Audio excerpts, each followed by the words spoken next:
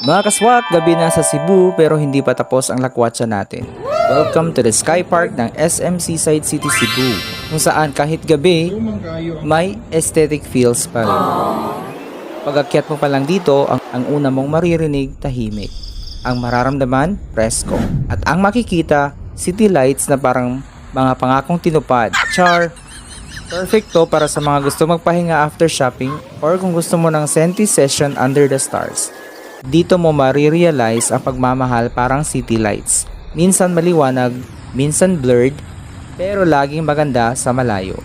May mga food stalls din around so pwede ka pang mag midnight snack habang nag-e-emote sa paligid, fries, coffee or kahit ice cream. Kasi minsan kailangan mong lamigin para maramdaman mong buhay ka pa.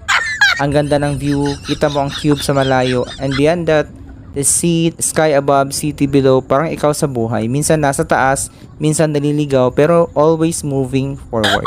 Kaya kung gusto mong makawala saglit, huminga ng malalim at magmumuni-muni under the Cebu night sky, this is it, mga kaswak.